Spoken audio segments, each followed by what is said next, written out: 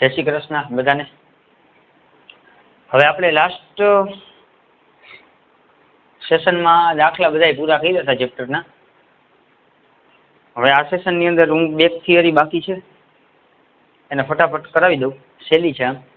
એટલે આ ચેપ્ટરની પછી આપણે ફાઇનલી આજે પૂર્ણાહુતિ કરી, બરાબર.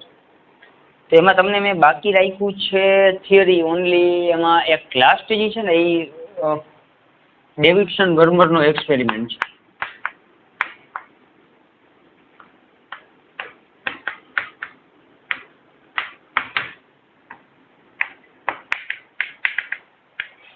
ડેવિડસન વર્મરનો એક્સપેરિમેન્ટ. હવે આ એક્સપેરિમેન્ટ શું કરવાને ડિઝાઇન કરવામાં આવ્યું? પહેલા તો જ્યારે બધી એવી વાત હતી કે પ્રકાશની આખી પ્રકૃતિ છે જે એ બધા નિયમો છે એ સમમિતિ જોવા મળે છે. બધા નિયમો મતલબ કુદરત છે એ બધા નિયમોને એક સરખી રીતે બનાવે છે.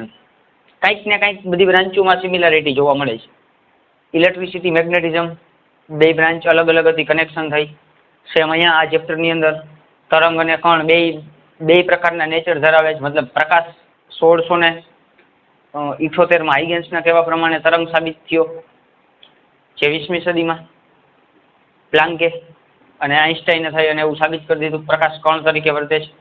એનો મિનિંગ તરંગ છે એ કણ તરીકે વર્તે તો દુનિયાનો દરેક પાર્ટિકલ કે જે વાસ્તવિક પાર્ટિકલ છે, દળ ધરાવે છે, એ જ્યારે ગતિમાન હોય ત્યારે એ તરંગ તરીકે વર્તતો હોવો જોઈએ.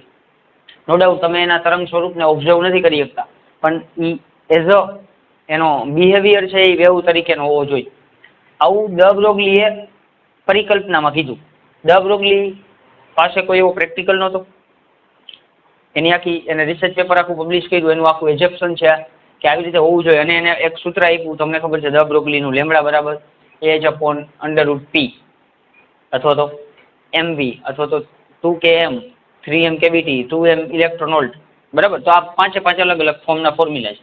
તો એ ડ બ્રોગલીની તરંગ લંબાઈનું આખું ફોર્મ્યુલા આપ્યું કે કોઈ પણ દળ ધરાવતો પાર્ટિકલ હોય એને કોઈક રીતે ઉર્જા આપીને દોડાવવામાં આવે ત્યારે એની જે તરંગ લંબાઈ છે એ એક્ઝેક્ટ કેટલી આવે. ત્યારના સમયમાં છે એ પ્રયોગ કરવો જરૂરી હતો, કારણ કે માત્ર થિયોરિટિકલથી કોઈ વસ્તુ છે એ પ્રૂફ નથી થતી, બરાબર. તો ડ બ્રોગલી 1923 અંદર આ પરિકલ્પના આપે છે. 23-24માં દરેક બુકની અંદર અલગ અલગ સાલ હોય એટલે આપણે એનું કઈ બહુ મહત્વ નથી, પણ એ સમયગાળામાં એની પાસે કોઈ પ્રેક્ટિકલ નહોતો. હવે આ થિયરી આટલી બધી ફેમસ થઈ ડ બ્રોગલીની, અને બધાને એની થિયરીમાં રસ લાગ્યો કે ખરેખર આવું હશે ખરા એમ, ખરેખર આ વસ્તુ સત્ય છે, આને લગતો ખરેખર કોઈ એક્સપેરિમેન્ટ તમે કરો તો એક્સપેરિમેન્ટમાં તમને એવા રિઝલ્ટ મળે ખરા એમ. એટલે બધા એક્સપેરિમેન્ટ છે એ સ્ટાર્ટ થયા. એમાં ખાસ કરીને વિવર્તનના એક્સપેરિમેન્ટ કરવામાં આવ્યા. એમાં ઘણા બધા સાયન્ટિસ્ટોએ આમાં યોગદાન આપ્યું છે. એમાં એક છે ડેવિડસન વર્મર. હવે મેઇન વાત એ છે કે એક્સપેરિમેન્ટ કેવી રીતે કરવો, કેમ ખબર પડે કે આ વસ્તુ ઇલેક્ટ્રોન છે એ તરંગ તરીકે વર્તે છે. હવે તરંગ સ્વભાવ છે ને એ અમુક ઘટના આપે. આપણે તરંગ પ્રકાશશાસ્ત્રમાં આના વિશે ડિટેલમાં ભણવાના છે કે જેનો નેચર તરંગનો હોય એ 3 પ્રકારની ઘટના આપે. વ્યતિકરણ, એ તરંગની પ્રકૃતિને ધ્યાનમાં લ્યો તો તમે વ્યતિકરણની ઘટના સમજાવી શકો. વિવર્તન અને ધ્રુવીભવન. વ્યતિકરણ, વિવર્તન અને ધ્રુવીભવન છે ને માત્ર તરંગો જ આપે. એક્સરેનું વિવર્તન મેળવવાના લોટ ઓફ એક્સપેરિમેન્ટ થયા છે. ક્રોમ્પટન અસર ફેમસ થઈ, એક્સરેનું આખું વિવર્તન થયું, એના આખા એક્સપેરિમેન્ટ. હવે એક્સરે તો પ્રકાશ જ છે, પ્રકાશ તો તરંગ જ છે, એવું હાઇગેન્સે કીધું છે. એનો મિનિંગ પ્રકાશના તરંગો છે એ વ્યતિકરણ આપે, વિવર્તન આપે, કારણ કે પ્રકાશ તો હાઇગેન્સે આ જ ઘટનાની સાબિતી પ્રકાશના તરંગને રજૂ કરે છે.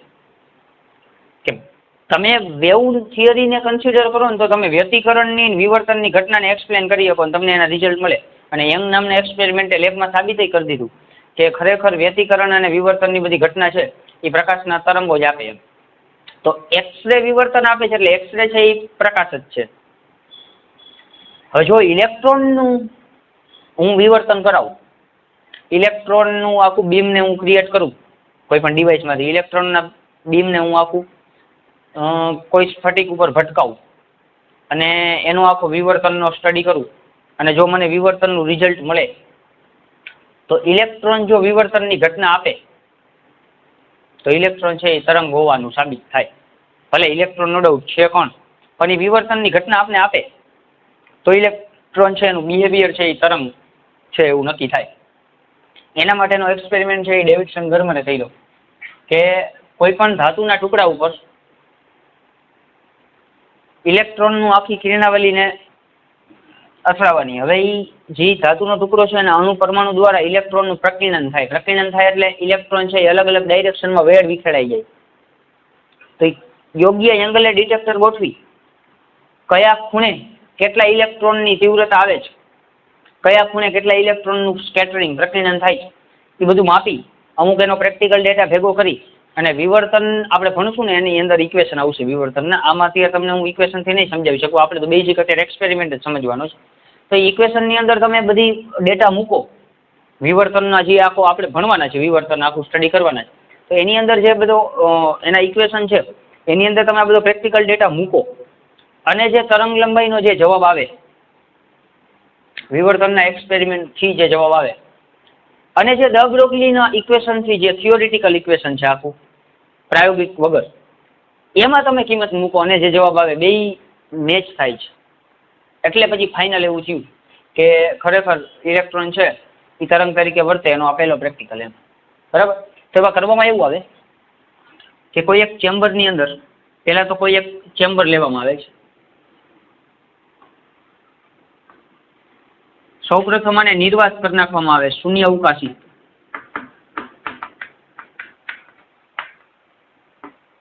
અથવા તો એને નિર્વાત ચેમ્બર કહેવાય. એનું કારણ છે આની અંદર હવાના કણો હશે તો બનશે એવું કે ઇલેક્ટ્રોનને તમે પ્રોપર ડાયરેક્શનમાં નહીં ભટકાવી શકો. હવાના કણો સાથે અથડાય અને એ પોતે જ સ્કેટર થઈ જશે હજી મુહૂર્તમાં જ. રેડી. એટલે અથડામણ છે એ ન થાય ખોટી, એટલે પેલા આને શૂન્ય અવકાશિત કરી નાખવામાં આવે. અહીંયા અમે નિકલ ધાતુનો ટુકડો ટાર્ગેટ રાખવામાં આવે છે.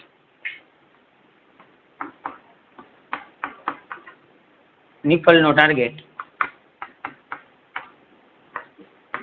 તરીકે નિકલ ધાતુનો ટુકડો રાખવામાં આવે છે. હવે અહીંથી કોઈ ગનમાંથી ઇલેક્ટ્રોનને ફાયર કરવામાં આવે છે.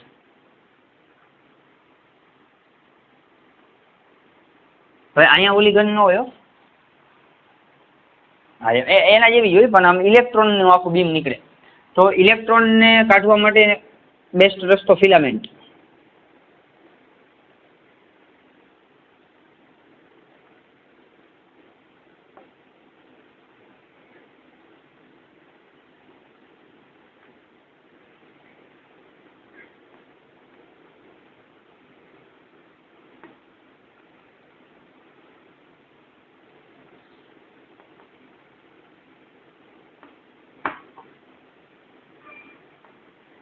રેડી. ગન.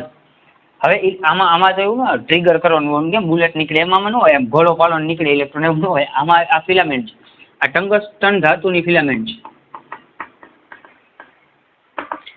આની ઉપર બેરિયમ ઓક્સાઇડનું પડ ચડાવવામાં આવે છે.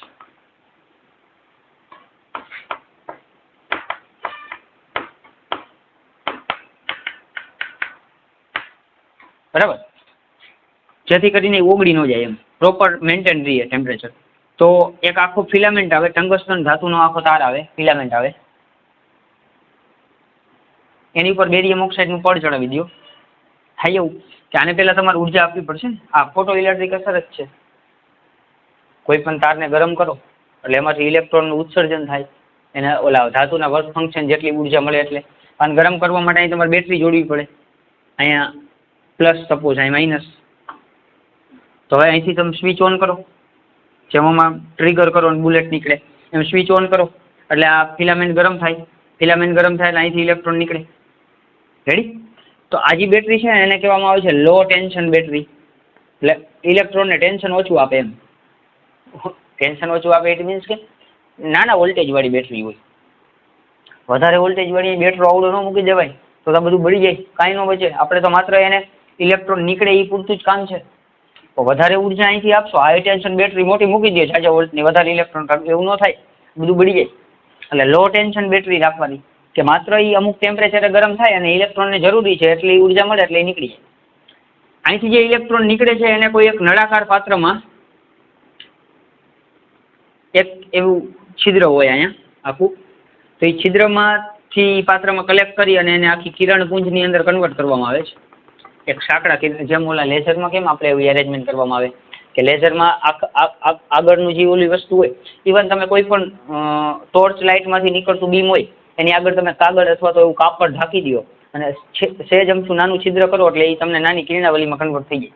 તો એ એવા અઢળક રસ્તા છે કે અહીંથી નીકળતા ઇલેક્ટ્રોનને કોઈ એક સાંકડી કિરણાવલીમાં કન્વર્ટ કરવું, જેથી કરીને આખું ઇલેક્ટ્રોનનો એક શેડ છે એ નિકલ ધાતુના ટુકડા ઉપર અથડાય એટલે એના અણુ પરમાણુ સાથે અથડાય એટલે એનું અણુ પરમાણુ એને અલગ એંગલે ભટકાવી દેશે, બરાબર, પ્રકીર્ણન કરી દેશે. તો આ છે ઇલેક્ટ્રોનનું કિરણ પુંજ છે. ખબર? તો અહીંયા જો આ ઇલેક્ટ્રોન તો માત્ર માઇક આંગલો છે, કારણ કે અહીંયા બેટરી ઓછી છે વોલ્ટેજ વાળી, એટલે તમે તો માત્ર અહીંયા ઇલેક્ટ્રોન ટંગસ્ટનમાંથી માત્ર બહાર નીકળો એટલી જ ઉર્જા હતી. હવે એ હળી કાઢીને ભટકાઈ શકે એવી તાકાત નથી, સમજાય તમે? મેદાનની બારે ભાઈ ઉતરી ગયા, સામે બાજવાની તાકાત નથી. એટલા માટે આ ઇલેક્ટ્રોન નીકળ્યા પછી એને બહારથી વધારે એનર્જી આપવી પડે છે એની હારે ભટકાવવા માટે. એટલા માટે અહીંયા હજી એક મોટી બેટરી જોડવામાં આવે છે આ ઇલેક્ટ્રોન સાથે.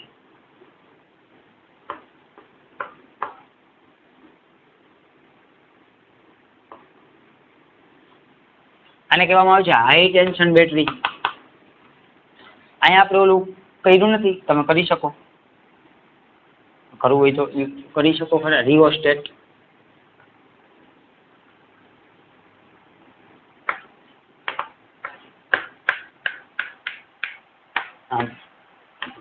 આ વોલ્ટેજ તમે બદલી શકો. તમારે કેટલી ઉર્જા દેવી છે એક્સ્ટ્રા, કેટલા ઉર્જાથી ઇલેક્ટ્રોનને ભટકાવો, ધીમે ધીમે જવા દેવો છે, બહુ ફાસ્ટ ભટકાવો છે, તો એ તમારા ઉપર આધાર રાખે. એટલે અહીંથી ઇલેક્ટ્રોન નીકળે, એ ઇલેક્ટ્રોનને એક્સ્ટ્રા પાવર સપ્લાય આપી, એક્સ્ટ્રા એનર્જી આપી, હાઈ ટેન્શન બેટરી મૂકી અને તમે ઇલેક્ટ્રોનને ભટકાવી શકો. હવે આ તમારા હાથમાં હોય, તમે ઈચ્છા પડે એવા વોલ્ટેજ બદલાવી શકો. મતલબ તમને એમ થાય કે મારા ઇલેક્ટ્રોનને 20 ઇલેક્ટ્રોન વોલ્ટ ઉર્જા આપવી છે, તો અહીં વોલ્ટેજ 20 સેટ કરાય. તમને એમ થાય મારે 50 વોલ્ટ જેટલા સ્થિતિમાં આને પ્રવેગિત કરવો છે, તો 50 સેટ કરી શકો. યુ કેન ચોઇસ, તમારે કેટલી ઉર્જાથી ભટકાવો છે. રેડી? તો અહીંથી વેરિએશન કરી શકો વોલ્ટેજનું. જેવો ઇલેક્ટ્રોન કોઈ ભટકાશે એટલે એ અમુક ખૂણે પ્રકીર્ણન પામી, એટલે કે સ્કેટરિંગ થઈ અને વિવર્તન થઈ અને ધારો કે થીટા જેટલા ખૂણે આવ્યો ભટકાઈ પરમાણુ સાથે. અહીંયા છે યોગ્ય સ્કેલ ઉપર ફરી શકે એવું ડિટેક્ટર ગોઠવવામાં આવે છે.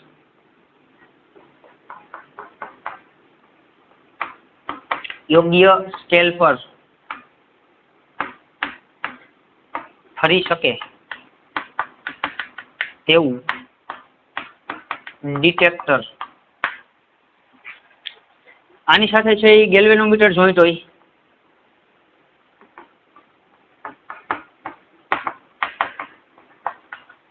થાય એવું કે ઇલેક્ટ્રોન નીકળો પછી તમે એને સપોઝ અહીંથી વોલ્ટેજ કોઈ આપો છો, સેટ કરો છો, એટલે ફૂલ સ્પીડે ઇલેક્ટ્રોન ભટકાય. ભટકાવ્યા પછી બધા, આ તો મેં એક જ ઇલેક્ટ્રોનની વાત કરી છું, ફલાણા ધારો કે થીટા ખૂણે ઇલેક્ટ્રોન આવે છે, આવા અલગ અલગ ખૂણે ઇલેક્ટ્રોન છે એ ભાગતા છે, કારણ કે એની અથડામણ કેવી થાય, કયા પરમાણુ સાથે સેન્ટરમાં ભટકાય છે કે કોર્નર ઉપર ભટકાય, એ ડિપેન્ડ કરે. તો અલગ અલગ ખૂણે ઇલેક્ટ્રોન છે એ સ્કેટરિંગ, પ્રકીર્ણન થતા હોય, વિખેરાતા હોય, અને આ યોગ્ય સ્કેલ ઉપર ફરી શકે એવું ડિટેક્ટર છે. એટલે ઇલેક્ટ્રોનની સંખ્યાને કાઉન્ટ કરે. સંખ્યા કાઉન્ટ થાય એટલે તમને ખબર છે પ્રવાહ બરાબર ક્યુ ના છેદમાં ટી અને ક્યુ બરાબર એની ના છેદમાં ટી. તો એન એટલે ઇલેક્ટ્રોનની સંખ્યા છે. તો ઇલેક્ટ્રોનની સંખ્યા કેટલી છે, મતલબ ધારો કે આ હું એમ કહું કે 30 અંશના ખૂણે મેં ગોઠવ્યું છે ડિટેક્ટર, આમ 30 ના ખૂણે હું ગોઠવી દઉં, એનો મિનિંગ એવો થયો કે 30 ના ખૂણે અહીંયા ધારો કે સંખ્યા 500 આવી, તો 500 ગુણ્યા બધું કરીએ એટલે તમને કરંટ મળે. એટલે ગેલ્વેનોમીટર સીધો તમને કરંટ બતાવે. તો જેમ કરંટ વધારે હોય, જેમ કરંટ વધારે એમ ઇલેક્ટ્રોન જે આ પ્રકીર્ણન પામે છે એની સંખ્યા વધારે હોય, એટલે કે એની તીવ્રતા વધારે હોય, વધારે આખું કિરણપુંજ આવતું હોય, વધારે રોશની વાળું, વધારે તીવ્રતા વાળું કિરણપુંજ આવતું હોય. પ્રવાહ ઝીણો અમથો મળે હાવ, એનો મિનિંગ ઇલેક્ટ્રોન આવતા જ નથી, એ ખૂણે આવતા નથી, એટલે એના બીમની તીવ્રતા ઓછી હોય. તો પ્રવાહ ઉપરથી ખબર પડે કે કયા ખૂણે કેટલી તીવ્રતાનો ઇલેક્ટ્રોન છે એનું પુંજ આવે છે. વધારે પ્રવાહ મળે તો વધારે તીવ્ર પુંજ આવતું હોય. રેડી? તો યોગ્ય ખૂણે ગોઠવી અને અલગ અલગ એક્સપેરિમેન્ટ કરવામાં આવે. અહીંથી વોલ્ટેજ બદલાવવામાં આવે, આ બધું બદલી જાય. અલગ અલગ વોલ્ટેજ એક્સપેરિમેન્ટ કરવામાં આવે એટલે ડેવિડસન ગરમારે જે આખો એક્સપેરિમેન્ટ કર્યો હતો એ 44 થી લઈ અને 59 વોલ્ટ સુધી કર્યો હતો. આટલા એક્સપેરિમેન્ટ કર્યા હતા. પહેલા 44 વોલ્ટે અને અલગ અલગ ખૂણે ગોઠવે, પછી જોવે કેટલો કરંટ મળે. આજે છે ને આપણે નામ આપશું વિવર્તિત ઇલેક્ટ્રોનનું કિરણપુંજ અથવા તો પ્રકેરિત કિરણપુંજ, એમાં ચાલે. રેડી? પછી 45 વોલ્ટ સેટ કરે, પાછી અલગ અલગ ખૂણે કરે. સૌથી વધારે એને મેક્સિમમ કરંટ ક્યાં જોવા મળ્યો? એકદમ મેક્સિમમ ઉછાળો કયા કોમ્બિનેશન માટે? તો 54 વોલ્ટ વોલ્ટેજ હોય અને 50 નો ખૂણો હોય. 50 ના ખૂણે જયારે એને ડિટેક્ટર ગોઠવું અને 54 વોલ્ટે સેટ કર્યું, અલગ અલગ ખૂણે એ લોકો ડિટેક્ટર ગોઠવતા હોય. આ વાર લાગે એક્સપેરિમેન્ટ કરવામાં. 44 વોલ્ટ પહેલા સેટ કરી અને અલગ અલગ ખૂણે ડિટેક્ટરને ગોતે, પછી એના કરંટ માપે, પછી 45 નો વારો આવે, 46 નો વારો આવે, 47 નો, એવી રીતે 59 સુધી એને એક્સપેરિમેન્ટ કર્યા. એમાં સૌથી મેક્સિમમ જે ઉછાળો જોવા મળ્યો એટલે કે સૌથી વધારે કરંટ જે આવ્યો એનો મિનિંગ ઈ ખૂણે ઇલેક્ટ્રોનની તીવ્રતા પુંજ વધારે હશે. તો એ 50 ના ખૂણે અને 54 વોલ્ટ માટે આખો એક્સપેરિમેન્ટ કર્યો. આ બધો ડેટા એકઠો કરી 50 નો ખૂણો, 54 વોલ્ટ, એ બધો ડેટાને એકઠો કરી અને જ્યારે વિવર્તનના સૂત્રમાં મૂકવામાં આવે અને જે આખી તરંગ લંબાઈ ગોતવામાં આવે આ ડેટા માટે, ત્યારે જવાબ આવે છે 0.165 નેનોમીટર. આખી એની કેલ્ક્યુલેશન છે ડેવિડસન ગરમરની. કે બધો પ્રેક્ટિકલ ડેટાનો યુઝ કરી અને વિવર્તનનો આખો જે આઈડિયા છે એમાં જ્યારે ડેટા એને પુટ કરવામાં આવે ત્યારે જવાબ આવે છે 0.165 નેનોમીટર. આટલો આવ્યો. મતલબ આ જે ઇલેક્ટ્રોન છે એની તરંગ લંબાઈ આ ખૂણે આવતો હોય ને આટલા વોલ્ટેજ પ્રવેગિત થઈ અને આમ આવતો હોય, એની જે તરંગ લંબાઈ આવે એ 0.165 નેનોમીટર આવે છે. હવે આ જ વસ્તુ તમે દ બ્રોગલીથી માપો, દ બ્રોગલીના સૂત્રથી. તો દ બ્રોગલીનું સૂત્ર વોલ્ટેજ વાળું છે, યાદ કરો. ઇલેક્ટ્રોન છે પહેલા તો, ઇલેક્ટ્રોન અને વોલ્ટેજ 54. તો એના માટે તમને સીધો રસ્તો યાદ છે ને, 12.27 √V અને આ જવાબ આવે એંગસ્ટ્રોમમાં આવે. બરાબર? આ ડાયરેક્ટ ઇક્વેશન છે દ બ્રોગલીનું. H/P માંથી જ આપણે શોર્ટકટ મેળવેલું છે. તો આ તમે આમાં કિંમત મૂકશો, 12.27 ના 27 રાખશો, √54 કરશો, એ જે જવાબ આવે 12.27 છેદમાં √54, એનો જે જવાબ આવશે તમને એ મળશે તમને 1.67 એંગસ્ટ્રોમ. કેટલો મળશે? હવે તમે નેનોમાં ફેરવો, 10 ઘાત છે એટલે નેનોમાં ફેરવું છો એટલે 0.167 નેનોમીટર મળશે. નેનોમીટરમાં આવડું મળે, બોલો. નેનોમીટર એટલે 10⁻9 ઘાત. એક તો આ ડેટા 10⁻9 ઘાતનો છે એટલે બહુ નાનો છે. તો નાનાની અંદર એ પ્રેક્ટિકલ અને થિયરી કેટલી મેચ થાય છે? પ્રેક્ટિકલી 0.165 મળ્યો અને થિયોરેટિકલી દ બ્રોગલી પ્રમાણે 167 મળે છે. તો દ બ્રોગલીએ જે વિચારેલું હશે આખું થિયોરેટિકલ જે આખો આઈડિયા આપ્યો એ કેટલો એક્યુરેટ હશે. એ માણસે જે લેવલે વિચાર્યું છે એના મનમાં આ બધા ઇક્વેશન આવ્યા છે, કઈ રીતે આખું એને ઇક્વેશન સાબિત કર્યું છે, એ બહુ આખી ઇન્ટરેસ્ટિંગ વાત છે. પણ દ બ્રોગલીનું આખું ઇક્વેશન છે ને એ બોહરના આઈડિયાથી બને છે. એ આપણે પરમાણુની અંદર આખું બોહરના અધિતર્કો આવે છે. તો એ આખું ક્લાસિકલ ફિઝિક્સ સાથે તમે 2-3 આઈડિયાને એટેચ કરી અને બોહરે આખો નવો અધિતર્ક આપ્યો છે. તો એ 2-3 આઈડિયાનો મર્જ કરી અને દ બ્રોગલીનું ઇક્વેશન છે એ તમે સાબિત કરી શકો છો. કે આપણે ક્યારેક પરમાણુની અંદર વચ્ચે આવશે ટોપિક તો કરશું, બરાબર, ક્યાંક જરૂર પડશે તો. બાકી મેઇન વાત એ છે કે થિયોરિટિકલી જે વ્યક્તિ આવું વિચારેલું હોય અને એને આખું છે કોઈ પાર્ટિકલનું તરંગ સ્વરૂપને રજૂ કરતું ઇક્વેશન આપ્યું હોય અને એ આટલું સાચું પડે, આટલું એક્યુરેટ હોય, બહુ ઇન્ટરેસ્ટિંગ વાત છે. કારણ કે વિચારવાની શક્તિ એની કેવી હશે એમ. જે વસ્તુ પ્રૂફ થાય છે, આખો પ્રેક્ટિકલ સાબિત કરે છે અને આટલું એક્યુરેટ રિઝલ્ટ મળે છે. નેનોમીટરમાં હોવા છતાં ખાલી જો 165 ને 167 માત્ર થોડોક જ ડિફરન્સ છે, બરાબર. તો આવી રીતે ઇલેક્ટ્રોન છે એનું તરંગ તરીકેનું બિહેવિયર છે એ સાબિત થયું. ડ બ્રોગલીને અનુમોદન મળ્યું, મતલબ પ્રાયોગિક અનુમોદન, મતલબ ડ બ્રોગલી છે એને એની થિયરી છે અને સપોર્ટ કરતો એક આખો એક્સપેરિમેન્ટ માર્કેટમાં આવ્યો, એટલે ડ બ્રોગલીની થિયરીને પૂરેપૂરું અનુમોદન મળ્યું. અને ઇલેક્ટ્રોનની તરંગ પ્રકૃતિનો અત્યારે આપણે યુઝ કરી અને કેટલા બધા નવા આઈડિયા થાય છે, કેટલા બધા નવા સાધનો છે એ આપણે વિકસાવ્યા છે. જેવું ઇલેક્ટ્રોન છે એ તરંગ તરીકે વર્તે એવું ફાઇનલી સાબિત થયું આ એક્સપેરિમેન્ટ ઉપરથી. થોડાક ટાઈમમાં જ ઇલેક્ટ્રોનનું તરંગ બિહેવિયર આખું, ઇલેક્ટ્રોનનું કિરણપુંજ યુઝ કરી અને આખું માઇક્રોસ્કોપ નવું તૈયાર કરવામાં આવ્યું, જેને આપણે ઓલા દાખલામાં આવી ગયું હતું ઇલેક્ટ્રોન માઇક્રોસ્કોપ. પહેલા જે માઇક્રોસ્કોપ યુઝ થતા હતા એ ઓપ્ટિકલ માઇક્રોસ્કોપ યુઝ થતા, એની વિભેદન શક્તિ ઓછી જ, કારણ કે એની તરંગ લંબાઈ વધારે છે. એટલે ઇલેક્ટ્રોનનો તરંગ તરીકે યુઝ કરવામાં આવે અને આખું સાધન બનાવવામાં આવ્યું જેને ઇલેક્ટ્રોન માઇક્રોસ્કોપ કહેવાય. એની તરંગ લંબાઈ બહુ ઓછી છે દ્રશ્ય પ્રકાશ કરતા, એટલે એની વિભેદન શક્તિ બહુ વધારે છે. એ વધારે વિભેદન શક્તિ ઇવન માઇક્રોસ્કોપ ઓપ્ટિકલ માઇક્રોસ્કોપ કરતા 1 લાખ ગણી વિભેદન શક્તિ સારી છે. એટલે અત્યારે જે કંઈ માઇક્રોસ્કોપ આવે છે કે જેમાં તમારે કોઈ નાની વસ્તુને એકદમ કટ એન્ડ ક્લીન જોઈ તો તમે ઇલેક્ટ્રોન માઇક્રોસ્કોપનો યુઝ કરી શકો, મોંઘા આવે, બરાબર. તો ઇલેક્ટ્રોન માઇક્રોસ્કોપની અંદર આ જ સિદ્ધાંતનો યુઝ થાય છે, ઇલેક્ટ્રોનની આખી તરંગ પ્રકૃતિ. રેડી? તો એકવાર જોઈ લેજો, આખો થિયોરિટિકલ પ્રશ્ન છે. ડેવિડસન ગર્મરનો આખો એક્સપેરિમેન્ટ બધો થિયોરિટિકલ છે, એટલે તમારે ખાલી વાંચવાનું છે. હું જે બોલ્યો એ જ તે વસ્તુ છે. કેવી રીતે આવે આખી હિન્ટ આપી દઉં. પહેલા તો એક ચેમ્બર લેવામાં આવે, એને શૂન્યાવકાશિત કરી નાખવામાં આવે, નિકલ ધાતુના ફટિક ઉપર ઇલેક્ટ્રોનનું કિરણપુંજને અથડાવવામાં આવે, ઇલેક્ટ્રોન ગનમાંથી ઇલેક્ટ્રોન નીકળે, ઇલેક્ટ્રોન ગનને જે વોલ્ટેજ સપ્લાય કરવામાં આવે એ લો વોલ્ટેજ સપ્લાય કરવામાં આવે, લો ટેન્શન. ટંગસ્ટનનો ફિલામેન્ટ યુઝ કરવામાં આવે ગનમાં, એની પર બેરિયમ ઓક્સાઇડનું પડ ચડાવવામાં આવે. એકવાર ઇલેક્ટ્રોન બહાર નીકળે તો એને વધારે ઉર્જાથી પ્રવેગિત કરવો પડે. આપણે ઈચ્છા પડે એવી ઉર્જા આપી શકીએ, એના માટે હાઈ ટેન્શન બેટરીની વ્યવસ્થા કરવામાં આવે. આ બદલી શકાય એવી બેટરી છે.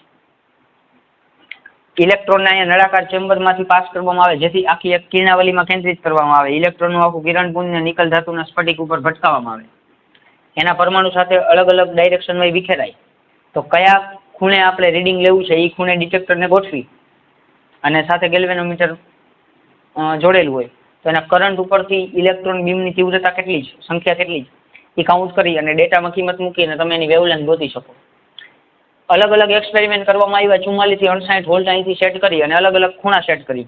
સૌથી મેક્સિમમ તીવ્રતાનો ઉછાળો જે જોવા મળ્યો એ 54 વોલ્ટ અને 50ના કોમ્બિનેશન માટે. પછી એની આખી કેલ્ક્યુલેશન કરી તો 165 આવી વિવર્તનના સૂત્ર ઉપરથી, અને ડ બ્રોગલી પ્રમાણે આવતી હતી 167. રેડી? તો આ જોઈ લેજો.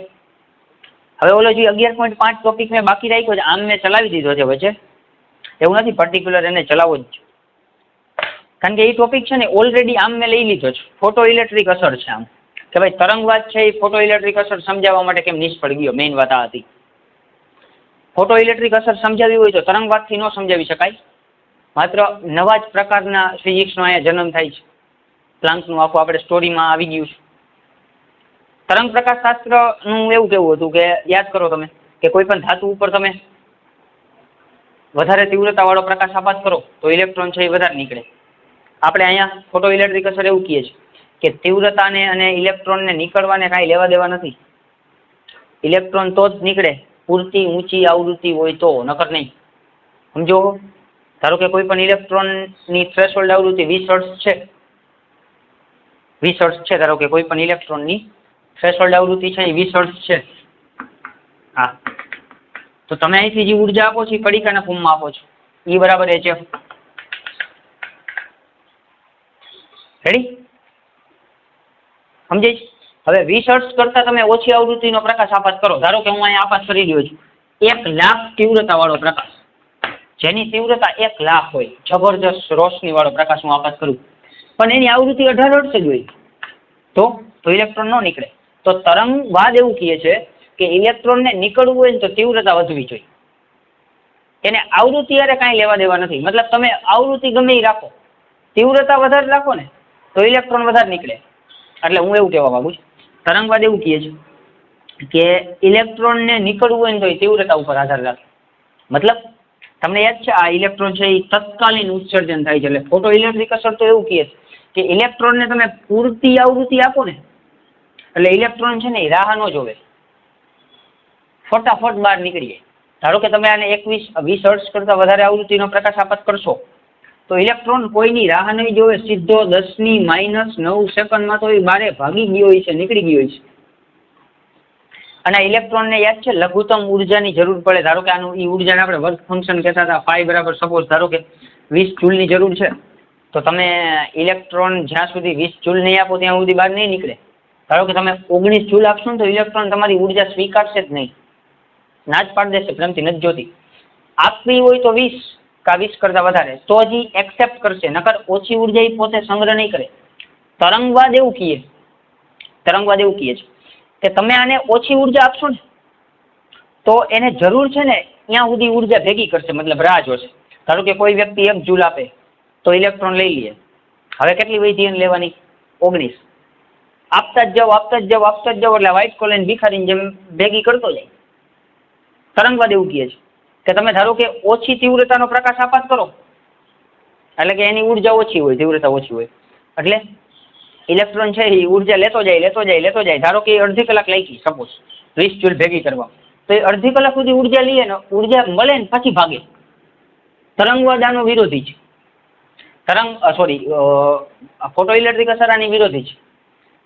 કારણ કે એ પ્રેક્ટિકલ જે થયો એ તો ફોટો ઇલેક્ટ્રિક અસર ન થયો, એટલે પ્રેક્ટિકલ રિઝલ્ટ ઊંધા મળ્યા. તરંગ કહેતો તો અલગ ને રિઝલ્ટ મળ્યા અલગ.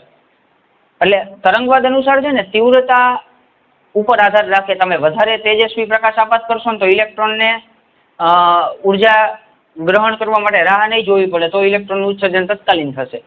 પણ થાશે ખરા, ઝાંખો પ્રકાશ આપાત કરશો ને તો ઇલેક્ટ્રોન રાહ જોશે ભેગી કરવાની, પછી નીકળશે, પણ નીકળે ખરા. આવું તરંગવાદ કહે છે.